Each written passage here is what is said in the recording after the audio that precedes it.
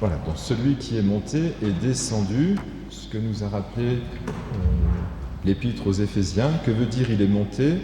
Cela veut dire qu'il est d'abord descendu dans les régions inférieures de la terre, puis il est monté au-dessus de tous les cieux pour remplir l'univers. Donc voilà, nous avons la trajectoire.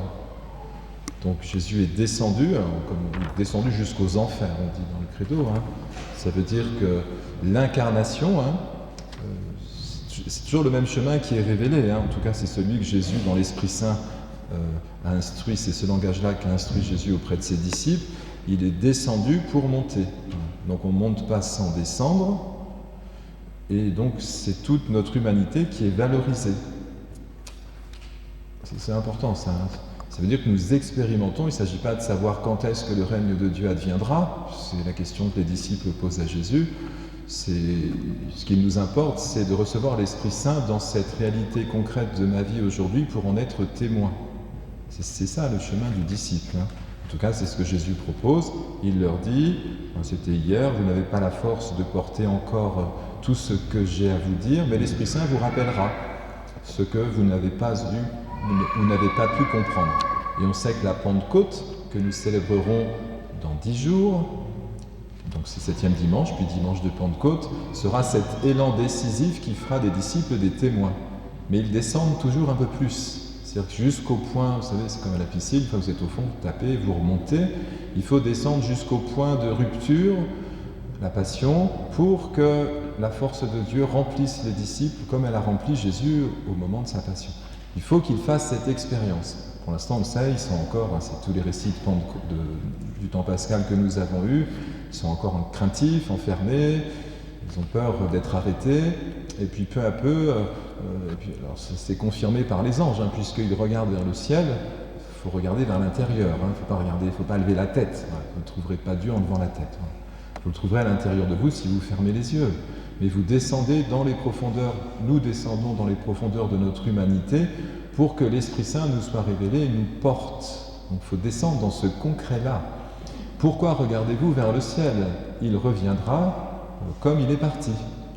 Et puis, allez en Galilée. Alors, on dit souvent la Galilée des nations, ça veut dire allez témoigner de la force de l'Esprit que vous allez bientôt recevoir. Mais, alors, on ne sait pas dans quelle échelle de temps ça s'est réalisé, parce que selon les évangiles, Jésus leur souffle dessus quasiment après la résurrection. Toujours est-il qu'il va falloir ce temps de la descente pour qu'enfin ils puissent témoigner. C'est ça l'ascension.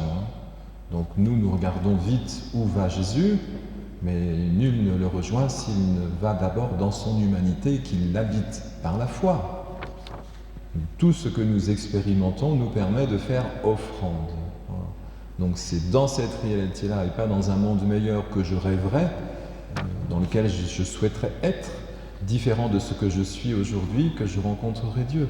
Il descend dans cette humanité, on connaît les récits, que saint Luc nous a rappelé, puisqu'il nous le redit, Théophile, c'est nous, c'est peut-être un Théophile, mais un ami de Dieu en tout cas, et tout ce que j'ai dit dans l'Évangile, dit saint Luc, on considère que les actes, c'est lui qui en est l'auteur, tout ce que j'ai dit, c'est dans l'Esprit Saint que Jésus s'est révélé.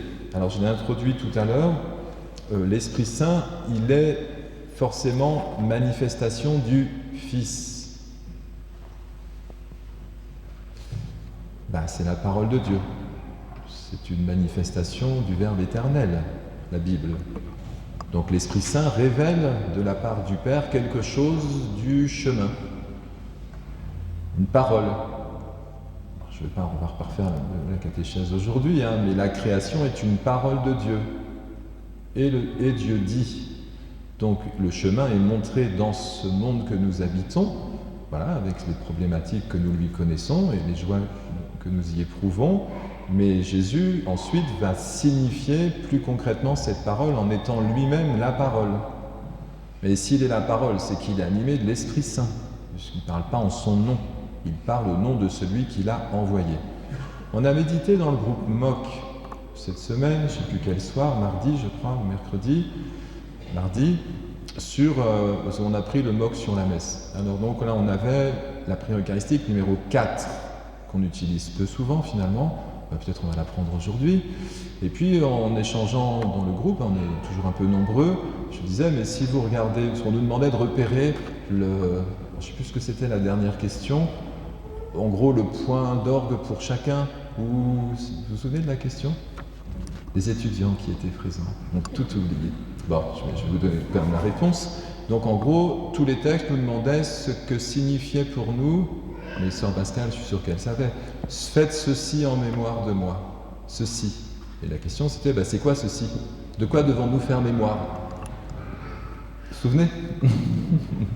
Bon, alors je disais, ce dont nous faisons mémoire, c'est de la passion. C'est ça la messe, hein. C'est une prière eucharistique. Donc du corps livré et du sang versé, faites ceci en mémoire de moi. Donc une fois que nous avons compris que la passion, c'est une descente dans notre humanité, mais c'est ça la passion, c'est ce moment de l'offrande. Donc Jésus, il se reçoit du Père, donc il est dans cette dimension descendante. Et puis ensuite, vous avez la résurrection et l'élévation, mais il faut descendre avant quand même. Il y a la passion précède la résurrection. Alors je disais, regardez la prière eucharistique numéro 4. Tout le texte nous dit cette descente. Et oui, parce que nous, on se contente de se caler uniquement au moment du repas et de la dernière scène. Mais tous les gestes que Jésus pose sont des gestes de descente. Quand il guérit, imposez les mains aux malades, ils s'en trouveront bien. Les captifs seront libérés, etc. C'est la prière eucharistique, hein. Et vous allez même à l'incarnation, il est conçu du Saint-Esprit, né de la Vierge Marie. Mais le consentement de Marie, c'est bien une descente aussi, non? Il y a toujours ce mouvement qui nous... Ça sert à ça, une prière eucharistique, hein. C'est pour nous rappeler que nous faisons mémoire de la descente, c'est ce que nous sommes venus célébrer, hein. Ce moment où je laisse Dieu entrer dans la maison, ça demande quand même la foi, hein. Celui qui croit est sauvé, nous a-t-on dit, a dit Jésus dans l'Évangile. Celui qui ne croit pas est déjà jugé, parce qu'il n'a pas cru au nom du Fils de Dieu. Si nous acceptons de célébrer la passion, donc de nous mettre à l'écoute, donc de descendre dans notre humanité pour que Dieu puisse la visiter, de fait, une transfiguration est promise, la vie éternelle. C'est ça le chemin. Et si vous regardez la prière eucharistique, tous les détails vous disent que ça descend, ça descend. En fait, quand on se rassemble à la messe, c'est pour descendre dans ce concret de notre humanité que Dieu visite, pour ressortir en témoin, ressuscité. Nous avons déjà part, par l'Esprit, à cette vie du ressuscité.